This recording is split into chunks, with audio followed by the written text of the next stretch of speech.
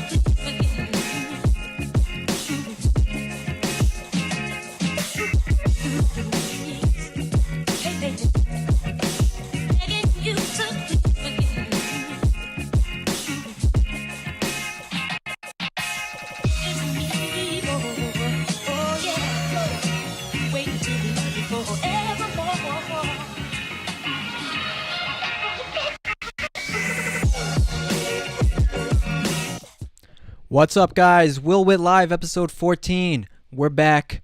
We're 24 years old now. Can you believe it? I feel like a new man. I feel so much more mature than I was for last episode. I was 23 last episode. Now we're 24. I wanted to come on first and say thank you all for all the birthday wishes. I mean, it was literally, tens of thousands of you that gave me birthday wishes. I'm not trying to flex and say, wow, I have so many people wishing me happy birthday. I'm trying to come on and say thank you for all of your birthday wishes. It meant so much to me. It's truly an incredible thing to have so many of you guys do that. And I also got some very nice mail from you guys. I asked for Chick-fil-A gift cards last week, and I didn't think that anyone would actually give some, but we got Chick-fil-A gift cards from a few of you guys, or more than a few of you guys, all of you who sent stuff in and nice letters and things. It's very thoughtful. Also got a brand new disc golf disc from a person here at work, from Sabrina, who is in charge of Prager Force, which is our student ambassador program. She also got me a pack of White Claws, and best believe those are already gone. But yeah, we're back today. Thank you guys for the birthday wishes, and today we're getting into some good stuff. We're getting into Mulan. I don't know if you guys saw it or not, the new Disney Plus movie, about the controversy surrounding that movie. We're talking about Halloween and why it's canceled, and what else were we talking about today? And we're talking about critical race theory. I also did an interview with a guy who's with the Los Angeles Police Officers Association, talking about some of the mandates that they've put in when it comes to regards to what they're actually teaching the students here in Los Angeles about police officers, about social justice stuff, about racism. It's very interesting, so that'll be at the end of today's episode, so definitely stick around for that. So we got a lot of stuff going on today. Remember, I would like to just say real quick that social media giants suck. I hope you're hearing that. Facebook, I know we're on Facebook playing this, or we're on YouTube playing this, but you guys are not fair to conservatives. And the only way that you guys can make sure that you help us reach more people and be able to get this podcast out there is if you like this podcast, you comment your thoughts, you share this with your friends, and you also go on Apple Podcasts and you rate this 5 stars, and you leave a nice note for me and Taylor, because we really appreciate it. And that actually really helps us out. The more people that we can get to see it, the more it'll help us, boost the algorithm and all those kind of things that we're trying to do. So I know I sound like such a social media influencer guy, but seriously, that stuff really does help us out. So please follow us on social media, like the posts, share them, and go to Apple Podcasts and give us 5 stars. Another thing in news, just very important. This is probably the most important thing. I don't have the ticket links yet, so Taylor can't put it in there, and we don't have a graphic yet. But on September 25th, September 25th is the day. Keep that in your calendars for anyone who is here in California.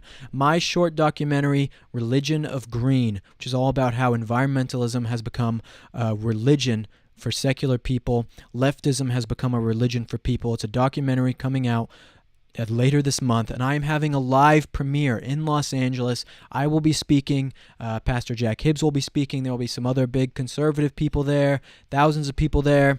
So I would love it if you guys came. It's going to be September 25th, 6:30 p.m. at Calvary Chapel, Chino Hills. That is September 25th, Friday, September 25th, 6:30 p.m. is when doors open. The event starts at 7, Calvary Chapel, Chino Hills. We're going to be premiering it there. You can come meet me, and we're doing a Q&A as well with myself and some other people. Would really love to have you there. September 25th, Taylor. Put it in the comments so people know. If you're in Los Angeles or in Riverside or anywhere in California and you want to make the drive, it is September 25th, okay? 7 p.m., Calvary Chapel, Chino Hills. Last thing, because my mom got mad at me last week, she called me. I call every time I'm done with my podcast, almost every time. I call my mom.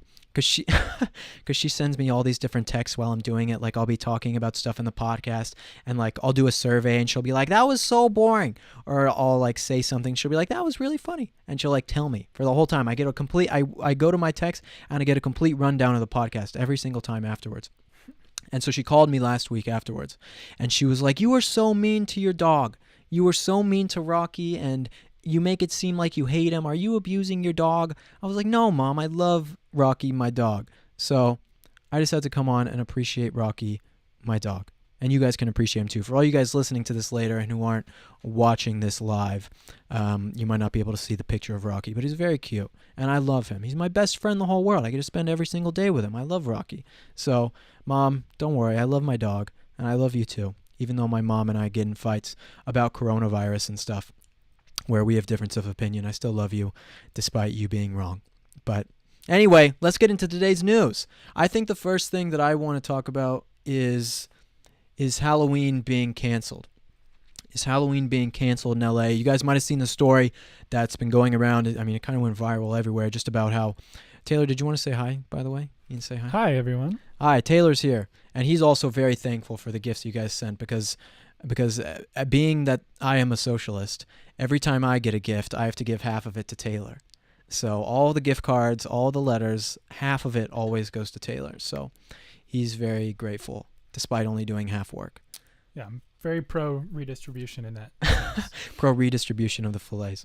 But no, some people, who was it, Your Belinda, conservative moms, actually addressed me specifically and sent a separate Chick-fil-A gift card just for me. So wow, you guys are really stepping up the game there. That's very nice. That's very nice. Your Belinda moms, we Bot really lives appreciate matter. It. Bot lives matter. Yes, they don't eat. They eat Chick-fil-A. Because supposedly I'm a bot. That's if you guys have been here, you guys know the running joke. Taylor is a bot. Anyway, I want to talk about Halloween and why Halloween is canceled, which is crazy because Taylor and I were talking before this. Halloween is both of our favorite holidays. We're also both architects, according to that personality quiz. So there's a lot of stuff we have in common. But I think I can pull up what they said here and show you guys. I can make myself smaller. Wow, I have to make myself so small. Anyway, these are some of the recommendations that they have. Okay, things that are not permitted in Los Angeles for Halloween. And mind you, this is still 2 months away almost. A month and a half, 2 months away that Halloween is going to actually even be happening. And they're coming on and saying these things now. Like they know what the future is going to be already. It's funny because, Halloween, October 31st, that's before November 3rd. I'm guessing that if Halloween was on November 5th, they wouldn't be putting out these guidelines. Just my prediction. Anyway, things that are not permitted on Halloween. Halloween gatherings, events or parties with non-household members are not permitted, even if they are conducted outdoors. Even if they're conducted outdoors, that's important. You're also not allowed to have a carnival, festival, live entertainment, or haunted house attractions. Things that are not recommended. Door-to-door trick-or-treating is not recommended because it can be very difficult to maintain proper social distancing on porches and at front doors. Ensure that everyone answering or coming to the door is appropriately masked to prevent disease spread, and because sharing food is risky. That's true. Sharing a wrapped Kit Kat is going to give some children the virus. That is what LA thinks. Trunk or treating, where children go from car to car instead of door to door to receive treats, is also not recommended, particularly when part of Halloween events since it's difficult to avoid crowding and sharing food. Okay, let's talk about this. This is really stupid. It's really stupid to think that you're telling me, Gavin Newsom, that I can't go around. I don't have kids. But if I had kids, you're telling me that I can't take my kids around to different parents' houses and different doors to go and get candy for Halloween? You're ruining children's childhoods. That's what you're doing. You are ruining people's lives. I know that probably sounds a little like dramatic, saying, "Oh, my kid can't go trick-or-treating. You're ruining his life." But seriously, these are the memories that you remember when you grow up. I mean, these going and trick-or-treating are some of the fondest memories that I have. Spending time with my mom and my grandparents going and trick-or-treating, some of the best memories I have, and with my friends. Well, you're not allowed to do that now? What a stupid thing. I mean, this sounds like, I use this, this sounds like tyranny. I mean, this is tyranny. This is tyrannical that they're telling you that you can't go out and trick or treat. I don't mean to sound too dramatic, okay? But seriously, like, what is going to be next? Are people going to actually follow these guidelines? They said that you couldn't go out on the 4th of July too, but look what happened then. I mean, they were shooting fireworks everywhere. People were still going out and doing stuff. I don't understand why they want to do this. I mean, they say that it's to keep people safe, but it's like the same thing. It's like Eric Garcetti the other day. He's the mayor of Los Angeles, if you guys don't know. And he on Twitter the other day, because we were having heat waves in Los Angeles, and he came on and he said, "Okay, everyone, it's like 120 degrees outside." He said, "Okay, everyone, time to set your thermostats to 78 degrees. Everyone has to do their part, right?" And I'm just sitting there at home, like burning my butt off in 120 degree weather. My dog's going absolutely insane. And I'm like, $100, $1,000 that Eric Garcetti is sitting at home with a cool 65 degrees Fahrenheit temperature in his house, while he goes on and tells the rest of us that we're not allowed to do it. I can guarantee you that these elitist politicians who are telling us not to go trick-or-treating, they're going to be in their gated communities and they're going to be trick-or-treating. I mean, with their children. I mean, I have no doubt in my mind that some politician is going to be caught doing the exact same things that they tell us normal people that we're not allowed to do, because all these people are hypocrites. I mean, this is why I got so mad talking last week about this whole thing, about how hypocritical they are. But it's the exact same thing. And also, I mean, it's just ridiculous that you can't be outside. You can't be outside and have people around you. I mean, they've already done studies and shown that if you're outside, the chances of you, and have a mask on as well.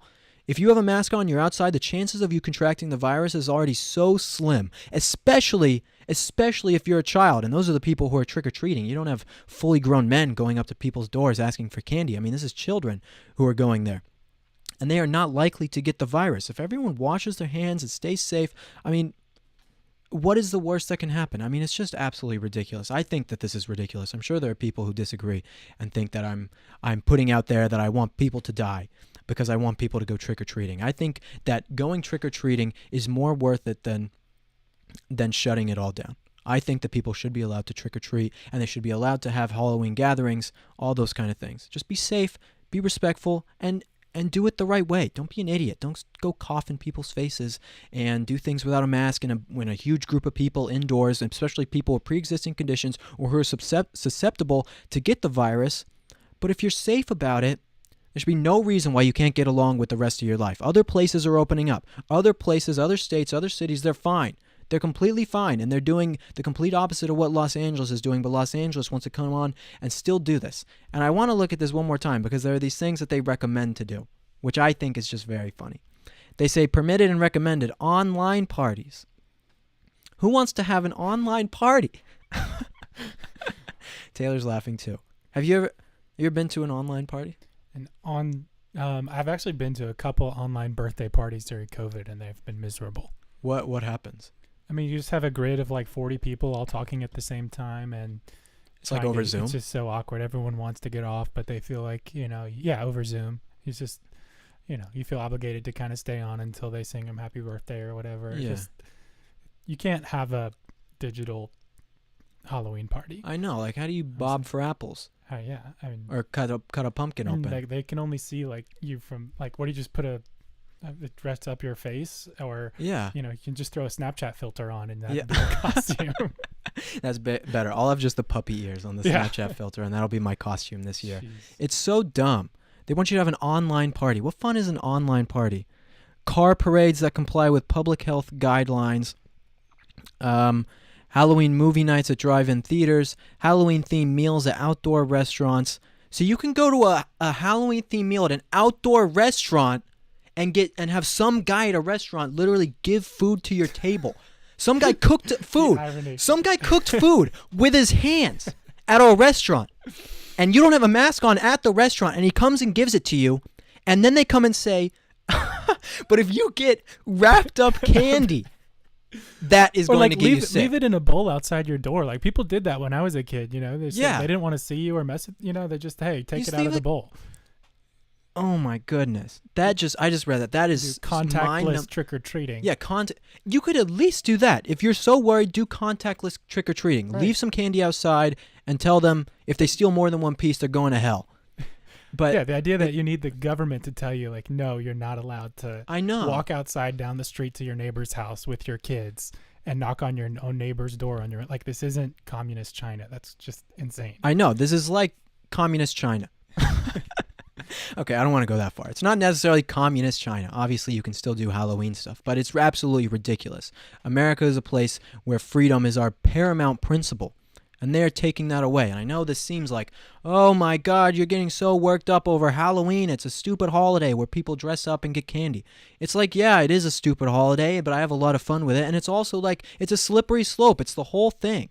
Okay, it's a slippery slope that these things take place. Should we have a Will Witt live online pumpkin carving party? We should. For the week of Halloween, I will bring a pumpkin. What day is Halloween of the year? What do you mean? 31st of October. No, I know, but I'm saying what day of the week. I know. You don't know? Anyone, comment what day of the week Halloween is, please. Someone look it up. Someone look it up. If it's near the Wednesday, I will carve a pumpkin live. I will carve Gavin Newsom's face out of a pumpkin. And then I will pull out all the stuff, you know, the goop inside the pumpkin. Smash the pumpkin. No, I'm not gonna. This is violent. I would never do anything mostly like peaceful. That. It's a mostly protest. It's a mostly peaceful pumpkin smashing. That's what it's going to be. This is getting out of hand. I just think it's incredible that they tell you can eat at a restaurant, Halloween themed, but you can't get wrapped up candy from like someone you trust. Like, that just blows my mind. You can go to a Panera Bread and eat outside, but you can't go to your friend's house and have a piece of candy. Like, absolutely ridiculous. And also, I wonder, last thing I'll say on this, if you go to, like, CVS and you get, like, a Jason mask, does that count as your mask? Or do you have to put a mask over your mask? That's a good question. Gavin, G-Buddy, these are the questions that that I'm wondering about. These are the questions that I need answers to. I don't know. It just seemed whatever. If you are in LA and you do want to take your kids trick or treating, it's okay if you call it a peaceful protest. Yeah, it's a peaceful protest. Put a mask on them, their costume mask, and then walk down the street and just say they're demonstrating, and then demand candy from your neighbors as reparations. Yeah. And there you go. Mostly peaceful trick-or-treating. Riots and looting is fine. Yeah. Right? So, well, I'm just going to go loot some candy. Okay. Yeah. Just go loot your neighbor's candy. Loot your neighbor's candy and you will be fine. That's reparations. Yeah, that's reparations for you. Okay, next topic. This one got wild. That was just a lot of different stuff going on with that. But it's stupid. It's very dumb. I'm worried about what are they going to do for Thanksgiving? Are they going to say, like, you can't have people outside of your family come for Thanksgiving? You know? Like, I don't know if I'm going back to Colorado. Like, I might be going to my girlfriend's place for Thanksgiving. Are they going to say that I can't go? Screw you. I'm still going. Her mom is a very good cook. And I hope she's watching, and I hope she sees that. She is a good cook, I think, and her dad, too. Okay, let's go into the Oscar stuff. The Oscar stuff, I think, is pretty important if you care about things like that. Does anyone anymore? Yeah, does anyone care about that? Let me pull up, because I have actually the image of the standards that they said.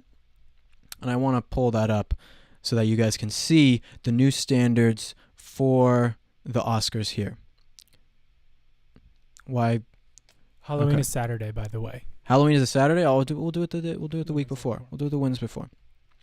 Okay, so these are on-screen representation that the Oscars is now saying. Backstory, the Oscars is now putting in these diversity standards. By the year 2024, a movie has to abide by these standards to be classified, to be eligible to win Best Picture.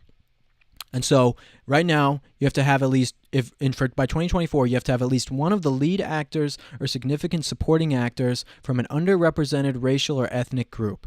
Asian, Hispanic, Latinx, Black, Indigenous, Middle Eastern, Native Hawaiian, or other. And then you also have general ensemble cast. You have to have at least 30% of all actors in secondary and more minor roles are from at least two of the following underrepresented groups: women, LGBT, racial or ethnic group, people with disabilities. What? You have to have 30%. This makes absolute... Main storyline has to also talk about intersectionality and about people's struggles if they're women, their racial ethnic group, the same stuff. To me, this is absolutely ridiculous. So right now, me and my buddy Alex are actually doing a really fun challenge. We're going through and we're watching all of the Oscar movies, all of the Oscar winners ever. So we started in 1927, and then we're going through. We're at about 1934 now, and a lot of them are pretty good, the ones that we started with. I mean, they're not, like movies today, but it's really cool to see how Hollywood and film and all these things have progressed. We've watched about 6 or 7 movies so far. My favorite so far has been All Quiet on the Western Front, the Oscar winner for Best Picture in 1930, which was a really good anti-war film, really, really good film. Definitely you guys should watch it. But it's like now, this doesn't reflect anything like any of those movies are like. I mean, it's just like affirmative action. I mean, imagine trying to make that movie 1917 that came out. That's a World War I movie. Who are the people who got sent over to fight in World War I? They're white men, okay? That's just how it is. That's not racist. That's not anything to do with we hate black people or we hate people with disabilities or we hate gay people. It's like, no, just the soldiers from America who were sent over to go and fight were white men. Those are the people who were sent over. And now they're saying that if you make a movie like that is historically accurate, then you're racist or you can't win the best picture. And to me, that's absolutely insane. It's affirmative action. It's like the same thing where California said, we want 50% of the CEOs in California to be women. It's like, well, what if there aren't that many women who want to be CEOs? Do you then find a woman who's like not that good at the job just to put her in the position just because she's a woman? It's like it should be a meritocracy. It should be all about the best person suited for the job, the person with the most skills, the person who is able to do the job the best, whether that's a woman, whether that's a man, whether that's a black guy, a white guy. Like, it doesn't matter. It should be the person who will do the job best. To come on and say and force people to abide by racial standards or gender standards or hetero standards, whatever the standard is for that. I mean, to abide by these kind of things is absolutely ridiculous. It's absolutely ridiculous that you have to have these kinds of people in your movies like that. Regardless of historical accuracy or anything like that, it makes no sense. And this doesn't just go into I only have one screenshot here, but it doesn't just go into what's it called? The people who are in the movie, the actors, the story, and the supporting cast. It's also for the people who do the marketing for the movie. It's also for the people who do like the director and those kinds of people. And anyone else, pretty much anyone else involved in the movie, you have to be a minority. If you're not a minority, you're racist. It's basically just anti-white people. That's what this is. If you are making a movie and it has white people in it and it's majority white people, because that's historically what it is, I mean, that's racist, and you can't make that. It has to be about a minority struggles somewhere throughout history or some made-up thing. And to me, that's absolutely ridiculous, because I think you're destroying what storytelling is supposed to be about making beautiful pieces of art where you as a director or the writer are able to create something magical that immerses people into a world or whatever it might be. And to make people have these certain standards that they have to abide by, you are limiting their creative capabilities by doing that, okay? You are limiting their creative capabilities. And there's nothing wrong, of course, with having all sorts of different people in your movie. If you want to have a movie that's all African American people, fine. If you want to have a movie that's all disabled people, fine. Make that movie. You as a director, you have the ability to make that movie. I mean, that's what the free market is supposed to be about. If you want to make a movie like that, you can make it, right? It's like, look at this female Ghostbusters movie. Someone had the brilliant idea to make that, and it sucked. It was horrible, But it's like they were allowed to do that. It's a market. They were allowed to do that, and it sucked, and people just didn't like it, It's like you should be allowed to make bad movies or movies that you want to make. To say that you can't make that movie or that it can't be qualified to be a best movie ever just because it doesn't have this right amount of people in it, to me that seems a little ridiculous. and actually racist. It's just like affirmative action in schools.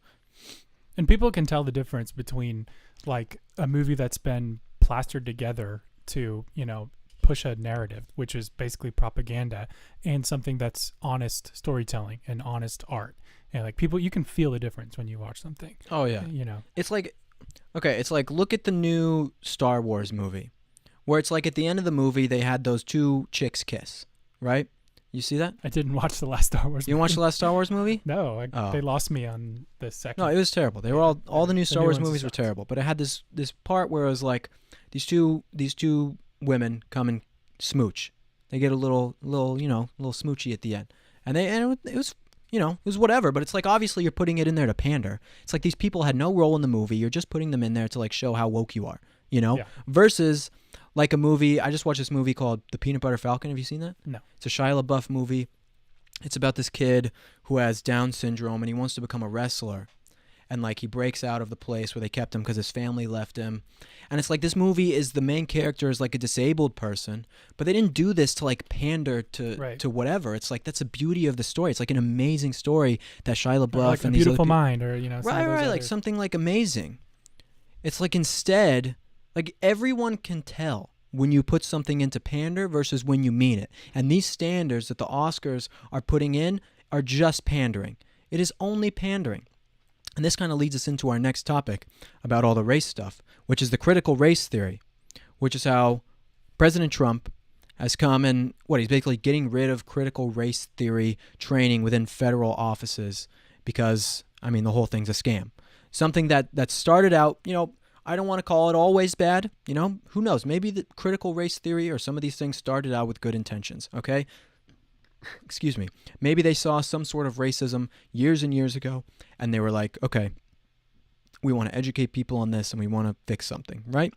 That's fine if that's how it was. But it's gone too far. Critical race theory is no longer even really about fixing divides between different races. It is about how much white people suck. It's about how much America sucks. It's about how America is a racist country and a terrible place.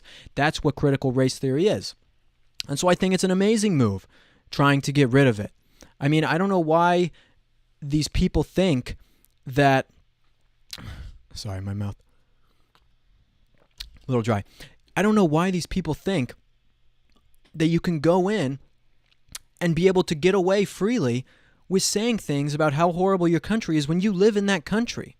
Right? Does that not just blow your mind that there are people who get away with that every single day in the most powerful institutions in America?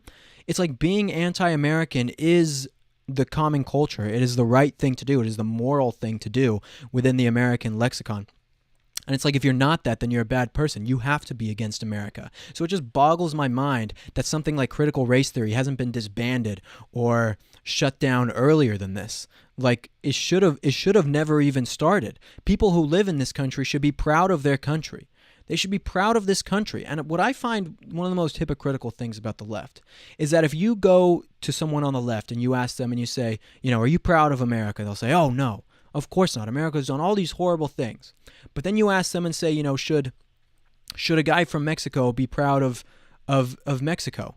They're going to say, of course he should. That's his heritage. That's where he came from.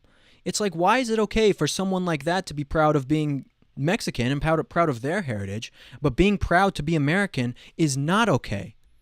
It's really disgusting. It's a disgusting way to look at life when you think that the place that you were born, the place that has given you the opportunity to complain about your country, is now telling you you're coming on and saying how horrible it is. I find that really, really disgusting. Have you ever had to take an HR training course like a critical race theory or anything like that, Taylor? Like past jobs, anything?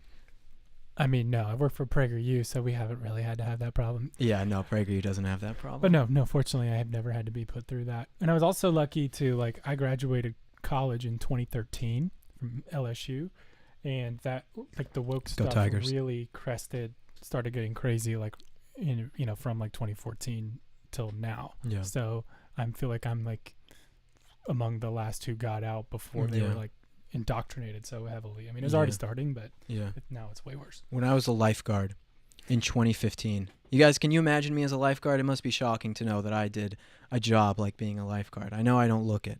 I look like I should be a I don't know. I can't think of a self-deprecating joke. Anyway, when I was a lifeguard, 2015, I think, I remember we had to take all these diversity courses. We had to do a whole thing about diversity and racism for lifeguarding. And this was before I was a conservative, but I was just like, I hate this stuff. This is so boring. And it made absolutely no sense to me why they're teaching us about racism. It was like none of the lifeguards were racist. We just wanted to tan and save lives. Okay? That's what we wanted to do. And now you're coming in and telling us about racism. It's like these things should be disbanded all across the country in HR regimes all across the country. It's a terrible thing, this critical race theory stuff. Does that lead into Mulan? Can we lead that into Mulan?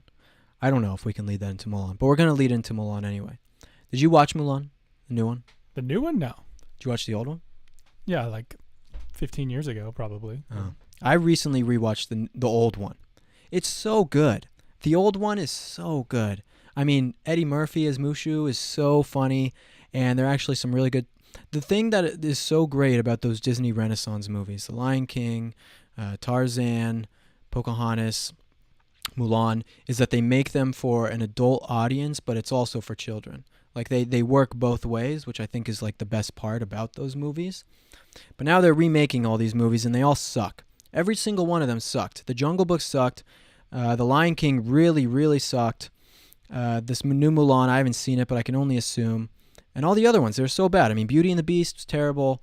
Did you see any of the other ones? What were some of the other ones? Aladdin was so bad. Oh my goodness, it was so bad. I remember I went and saw it with like 6 other guys. Because we were like, let's go watch Aladdin. Wow. Yeah, I know. Priorities. And then it was really bad. But it's funny because Disney goes on. They talk about this they talk about Georgia and their anti-abortion laws. And they say, we're not going to film in Georgia anymore because of Georgia's anti-abortion laws. And they're standing up for what they believe in, right? Isn't that so great? But then it turns out that they filmed this new Mulan movie in cities in China, or near cities in China, where they have like literal concentration camps for the Uyghur, right? I think it's Uyghur. Uyghur, sorry. I literally asked Taylor before. I was like, how do you pronounce it? Let me pronounce it the right way so I don't mess it up. The Uyghur Muslims in China. What? I just saw a comment that I can't repeat. Sorry. Oh, bad comments. Taylor, you guys are leaving bad comments and you're making Taylor laugh, which makes me lose my concentration. Sorry. But they literally put them in concentration camps there. I mean, it's like the hypocrisy is so unreal. We were just talking about the hypocrisy, that it's all for pandering and it's all for people trying to showcase that they're so woke, they believe in something. But in reality, they don't really care. They don't really care. If they cared, they wouldn't be filming in these cities outside of China where they have these concentration camps. It's a disgusting, horrible thing. So, I don't know. If you want to talk about systemic racism. I know. It's like they try and put all the wokeness into their movies now and like all these different kinds of things. Right, but they're literally like having concentration camps against a particular race in China. That's, if you want to talk about systemic racism, like let's talk about that. I know, but they don't care. They don't care about that. If they cared about that, then they wouldn't be filming there in the first place. Do you think, I'll ask you a question. Do you think that Disney thought that people would find out about it, or do you think they thought they could keep it under wraps and no one would know? Like about filming in those locations. Like, could Disney hide it successfully? Yeah. Do you think they were trying to hide it? And like, because obviously they knew. Doing it quietly, but I think they just feel like they can get away with anything. Well, they can get away with anything. They own everything. Yeah. I mean, Disney owns so much. Yeah. I mean, Marvel, which also sucks. Everything else. I mean, ESPN BBC. sucks. Watch Barstool, much better. Yeah. Outkick. What is that? Travis's sports. Oh, website. really? Yeah, Oh, cool. That's great. Yeah, I don't watch sports that much. Anyway, okay, I want to... You're just too busy going to Disney movies with 6 other dudes to watch sports. I'm too busy with 6 other guys. Okay, that sounds great. Yep. Okay, last thing before we go into this interview. Are you familiar with the TikTok world, Taylor, at all? Only because I have to post there for PragerU, and I show my girlfriend cat videos when she gets sad, and it makes her feel better. Oh, that's sweet of you. Mm-hmm. I'm familiar with the talk, as we call it. We call it the talk, As the locals say. As the local youngins, the Zoomers like me call it the talk. Oh, gosh. But some TikTokers are getting canceled. I'm not in this world at all, but I saw this because I go on Snapchat and they post like the most ridiculous garbage every single day on the Snapchat stories, the side part where they're like all these different leftist brands who go on there and post about, all sorts of weird stories and things. And so this one I was reading, and I just wanted to call out because I just want to showcase just how stupid this whole thing is and how ridiculous the left has become. So when you guys say that it's like, oh, this thing isn't that big of a deal, Halloween not that big of a deal, it's like everything is a big deal to them. And you give them an inch, they'll take a mile every single time. Okay? You had this girl named Mads Lewis, I think is her name, something like that. Mads Lewis is her name. She's a TikToker, and she got in trouble because she got a spray tan because it was the winter time, like so many people do, and they came on and said she was trying to be black. They said she was trying to be black because she got a spray tan, and they try and cancel her over it, along with some other TikTokers, Dixie D'Amelio, who's like Charlie D'Amelio's sister, and Addison Rae, that famous blonde girl, or she's brunette now, I think, right? And her boyfriend cheated on her. I read that. That's not good. I'm a millennial. I don't know these people. You don't know? You don't even know Addison Rae? She's like everywhere. No? She's like, whatever, Taylor. Go look up Addison Rae later. They dance on TikTok. They do really stupid dances. Yeah, those are all the same. It's like... No, they're all the same. Yeah. So... Like, there's so much room for creativity on TikTok. It's like you see some of the most amazing creativity, and then you just see people prancing around to a song. And it's like, we could talk about that for a sec. Let's talk about it for a sec. Let's talk about Instagram Reels too. You go on Instagram, you go on the Explore page, or you want to search for someone or search for a friend, whatever it might be. You go on the Explore page on Instagram, and every single day, it's just some woman's boobs on my Instagram Reels. It's like that is the only thing they are pushing to me. And it's like all my friends who I talk to as well. They're like, yeah, I go on the Explore page, and the only thing on there is like, it's like all the, there's like related pictures and things you like, but the Reels are just hot chicks every single day, all day. Do you notice that, Taylor? You go on there, you see the same thing? It's like ridiculous. And it's like, imagine being like a 13-year-old boy. It's like the same algorithms for them too. You get a Instagram when you turn 13 years old, you go on there, and the first thing you're seeing is just all these scantily clad women all day, every single day. That is what it feeds you every single day, all day. I guarantee you, if you're a parent and you go, I'm not trying to narc on your kids going on Instagram, but if you go on your kid's Instagram and you go to the Explore page, I guarantee you the first thing that you see on the Reels is some chick doing like some dance with her boobs hanging out or her butt hanging out. Or literally, like, I don't mean to be rude to these women. They're so talented and beautiful. But, I mean, they're dressed in nothing, and then they just walk on the camera. They just walk, or they look at the camera, and it's like 10 seconds long, and they get like 10 million views.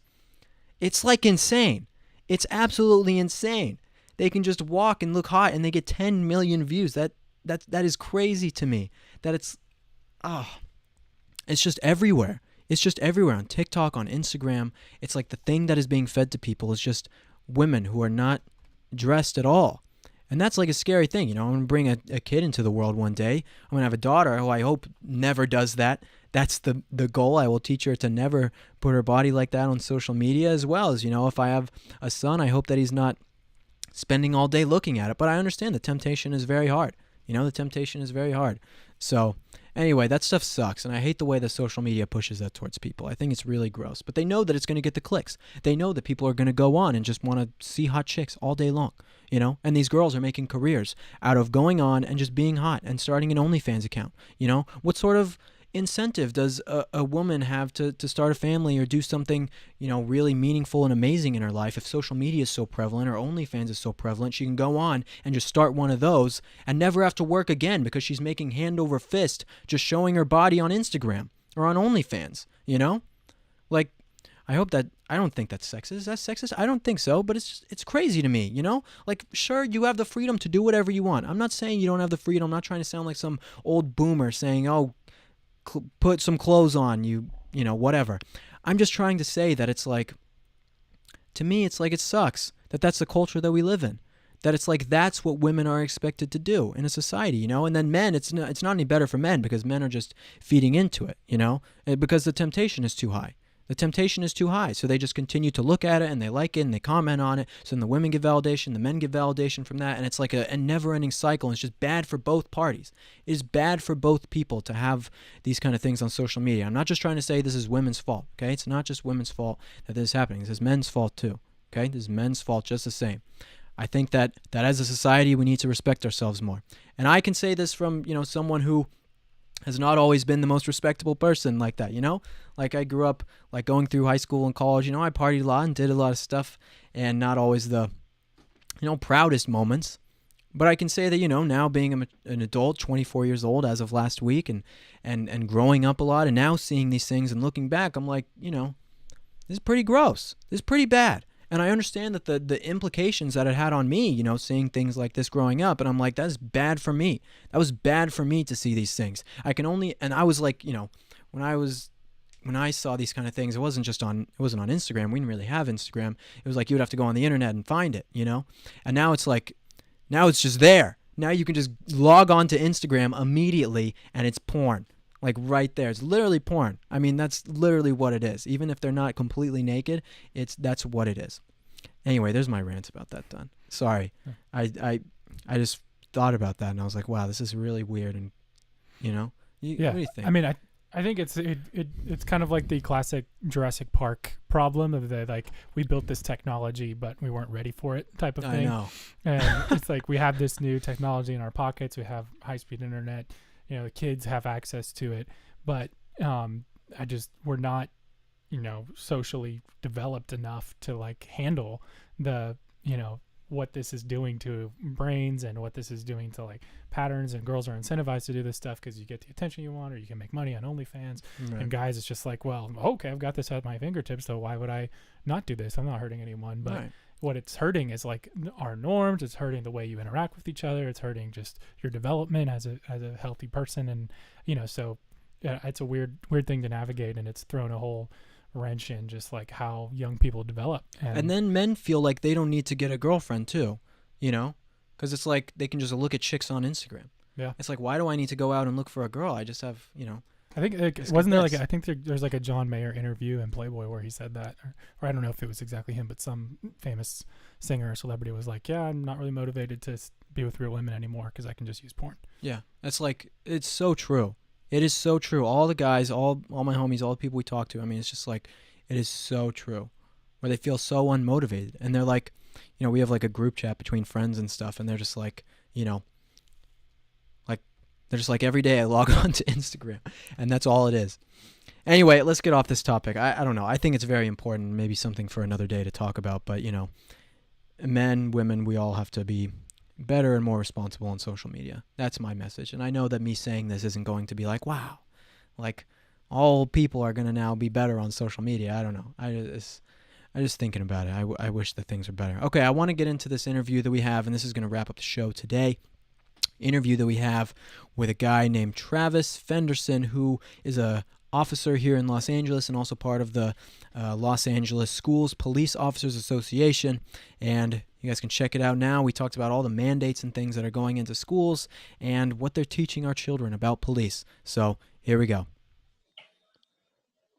Well, thank you so much for joining me, Travis Fenderson. I really appreciate it, who is a representative of the Los Angeles Schools Police Officers Association. I got that right this time? Yes, sir. It's definitely a mouthful. But I wanted to bring you on today. I talked to Joe and some other people within your organization because what is going on with the students right now is absolutely insane. I would love it if you could share what the students are being taught in the schools and why. Well,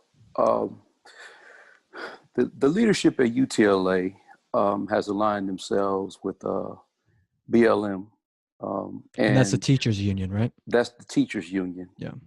And the problem with this is it's not represent. Well, there are a few problems. It's not representation of the entire teachers union, because there are several teachers that don't feel the way that organization is going. They don't feel the same direction. Unions are supposed to be about labor. Unions are supposed to be about supporting them, the members within the organization, as well as other unions. So some of the things that are going on are beyond alarming. Um, Funding and things like that are supposed to be the big conversation, but in actuality, that's not the true conversation at all. The true conversation is anti-police rhetoric.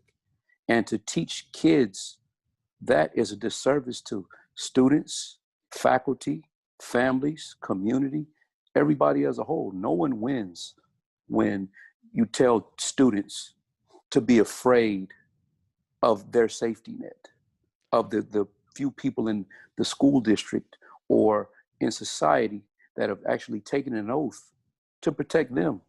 There's no one else on a school campus, at least in Los Angeles, that can say they actually come to work every day with the expectation of the possibility presenting itself to actually lay their life down for kids that they aren't even related to. There's no one else within the school district that could actually say that. Yeah, that's kind of crazy that you have these police officers in the school who are protecting the children, and at the same time, the teachers are going around and saying how bad the police are. You know, I saw a post from it was actually the Los Angeles Teachers Association. I believe it was on their Instagram page. They might have posted it other places. It was a teacher who had a shirt that said "Cop Lives Kill." I mean, and this is a teacher who's going out and influencing young people, and now they're doing it all over Zoom, but influencing young people, teaching our young students. What are some of the other things that you're seeing these teachers teach the students? Any specifics or anything you've seen that's atrocious? Well, let me make it very clear. There are a lot of teachers within LAUSD, within UTLA, that understand that all of this is wrong. There are a lot of teachers that stand for student safety. There are a lot of teachers that understand. As a matter of fact, a large percentage of our calls come from teachers, which is why we know all of this is not a representation of all of the teachers. I mean, to teach kids how to protest is one thing, but then to teach kids what to protest against is clearly a personal issue. That's a personal agenda. To teach kids, how to make change in society, to teach kids, how to vote and what the procedure looks like is one thing. But when you completely do everything you can to influence those students' perspective, that's when it becomes beyond a travesty, especially when the people that you're telling them to get rid of are the very people that they go to for safety. These are the things, when you see a teacher get up there with a cops kill t-shirt, that's incredible. I mean, where would any school district, where would any city, where would any society be without some resemblance of order? Somebody has to keep that order, and it's disheartening to hear that or to see that the leadership at UTLA, this is their message. Yeah, it seems crazy because, like, going on their social media page, you say that there are some teachers who are standing up or don't agree with what the teachers union is doing, and I totally see that. But then on social media, you go and look, and the only thing that the teachers union is pushing is teachers in BLM shirts and teachers in George Floyd shirts with cops kill shirts. I mean, why aren't the other teachers speaking up? If they do speak up, are they getting bullied? Are they getting fired, ostracized? That's exactly what's going on. So the teachers that attempt to speak out against all of this rhetoric are being bullied. Their social media accounts are hacked. They're not being included in votes. They're not being told about voting dates and things like that. Certain things, certain tactics, that I thought everyone was supposed to be against are exactly the tactics that their union leadership is utilizing. And there are several teachers that have come out and said, hey, what is this? When is this meeting going to be? When is this vote going to be? And the response that they get is, well, we're not quite sure yet. Or it may be on this day, or this day. We're not sure. We'll let you know. So the corruption goes incredibly deep with the teachers union stopping. It's incredible. And so what are you guys as an organization trying to do to push against this? Because is the things that they're trying to teach in the schools, are these things going to be mandated now? Well, I mean, there are some people that would prefer that these things were mandated. However, that may take longer and take a whole lot more than they can accomplish in a short period of time. But some of the things that we're attempting to do are just get everyone aware, make the rest of the teachers aware, make community members aware, make parents aware, make board members aware, make everybody aware. Because at the end of the day, you know, I had a conversation with a UTLA membership leadership 2 weeks ago, a Zoom meeting, and they don't traditionally do this. But I was asked to come on by some deans, some school deans who are teachers, UTLA members, and they said, look, we support school police because we work directly with school police. The people making decisions for us don't work with you guys. The people making decisions for us don't understand what we do. They come from schools or areas or school populations that have nothing to do with issues that would involve police departments or police officers. So we support you guys because we know the validity and the importance of you guys on campus. So make a long story short, one of the people on the Zoom meeting was actually the person who authored the memo to defund school police. And they asked her some questions. I asked her some questions. I'm not a guy to get hostile. I don't even argue with my wife, so I'm definitely not going to argue with anybody in the public. I'm not that guy. And she said, well, defunding you guys will help our budget. And, I said, well, explain to me how this works. Well, your budget will pay for more counselors, more psychiatric social workers, and more of all these people. I said, well, if you break down the numbers, if you took what's left of the entire school police budget, you'd pay for less than 150 school counselors. LAUSD has 1,300 location codes. What does 150 counselors at base pay without benefits, what is that going to do for 650,000 students, 150 more counselors? I don't see the validity of it. I don't see how that's effective. As a former teacher myself, I know exactly what a counselor is responsible for. One more counselor on every high school in LAUSD does nothing for the bigger picture. It does nothing for crime trends or patterns. It does nothing for crime trends in the community. It does nothing for the common calls that we handle, domestic issues, issues between parents over custody, thefts, robberies, damage to teachers' cars, burglaries. You put one more counselor on every school, every high school campus, those issues don't go away. And these are the things that they haven't given thought to. It seems like now that we need the police more than ever. I mean, with just looking at videos from last night, there were riots here in Los Angeles and things going on. And I've heard lots of stories about just how poor children are doing. And I mean, when they're not in school, they can't go to a physical campus. It seems to me like they're much more likely to get, especially in like the inner city and places that aren't as economically privileged, they're going to be getting into things like gangs and in more trouble because of online school. I mean, it seems to me like having you guys around would be the number one thing that we should be doing right now. I would think that, but you're talking about we're discussing a group of people who have an agenda, and that agenda is not for the benefit of the students. Listen, in South Los Angeles alone, the last week of August, there were 32 shooting victims in 7 days. You cannot tell me, anybody with any kind of rational sense could not tell me that these things will not spill onto a school campus. The only reason they don't is because schools are closed, which is also why UTLA has decided to use this time to push and get rid of us. It's unbelievable to me. I mean, I have my girlfriend's family, she has police officers within her family. And so it's something that's super near to me, the amazing work that you do. When you talk about the agenda that these people have, we can end with this, is like, what is the end goal for these people within the teachers union? Why do they want to do this? What benefit do they get from doing this? Well, as much as I hate to say this, it seems like a socialist agenda is what they're pushing to get, simply because, number one, they've never sat down to talk to any police officers. At this stage in American society, every law enforcement across the country is willing to discuss reform. We're all willing to discuss it.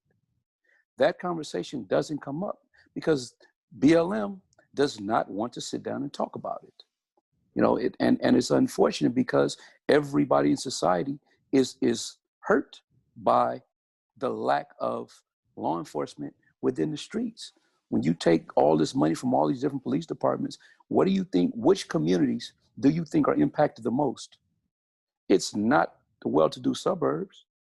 It's the inner city. You're seeing this in New York already, where you're they've seeing it in New defunded York. the police. Yeah. You're seeing it in Los Angeles. You're seeing it within the sheriff's department. You're seeing it in LAPD. You're seeing all these places. The suburban communities, they don't have these issues.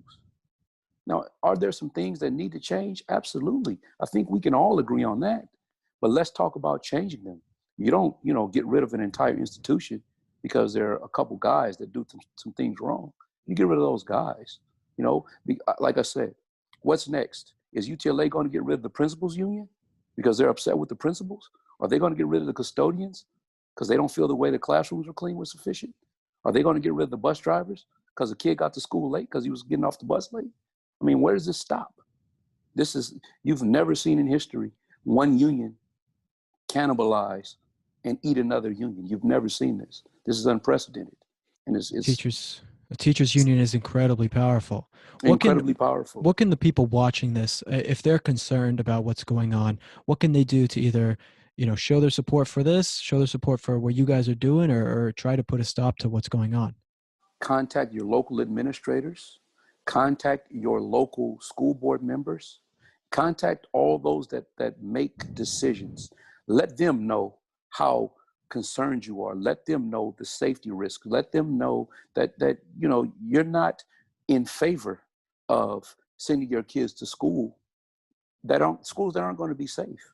Because you could put, like I said, I was a teacher for a long time. You can put 15 teachers in front of a school. Good luck. It's not going to happen. It's not going to benefit anybody. There's no replacement for a police officer, an armed police officer in front of a school on a campus. How else can you keep them away? And the people within the communities have to be the ones to say, hey, look, I want that guy there. I want that young lady there. That's the person that keeps my sons or my daughter safe on the way to school, on the way home from school, on campus. That's the person that keeps that criminal from entering the campus. There's no UTLA membership that could actually do that. Right. And so you guys hearing that, watching this right now, it's up to you guys. If you guys don't go on and say something to the people who are in charge of this, then it's only going to continue to get worse, and your children will be unsafe when they go to school. We need you guys. I really appreciate you coming on, Officer Travis. Really appreciate it. And if there's anything else you need from me, please always don't hesitate to reach out. I really appreciate what you guys are doing over there. Thank you guys for the time, and hopefully you guys all, go out there and support the safety that you deserve. Thank you. Talk to you later. All right. Talk Bye. to you later. All right, guys. Thank you so much for watching today's podcast. I wanted to say one comment that I thought was really funny. It was, where is it, Taylor? It's the one. Okay, from Jeremy Johnson, from JJ. Good old JJ said, what if the movie is about a single person like Castaway? Does he have to be a black gay CEO, even if the actual person is white? I thought that was really funny. Yeah, Wilson is a disabled gay volleyball. Yeah, disabled gay volleyball. Which needs to be painted in the rainbow flag. Yeah, painted rainbow volleyball. Thank you guys so much for watching. Remember, if you want to send me anything, prageru.com/contact has our P.O. box. You can also make sure that you go on Apple Podcasts and you rate this 5 stars. You leave me and Taylor a nice note. Really appreciate it. Follow me and PragerU on social media so you can be up to date. And remember, if you're in California, the live premiere event, huge deal, huge event, Friday, September 25th, 7 p.m., Calvary Chapel, Chino Hills. 7 p.m., Calvary Chapel, Chino Hills in California. We'd love to see you guys there for the premiere of my new movie. Okay, guys, that's about all we got. Thank you so much for tuning in, and we'll see you guys next week at 3 p.m. next week, actually. 3 p.m. PST, 6 p.m. EST, because I'm getting on a flight heading back home to Colorado to visit my mom.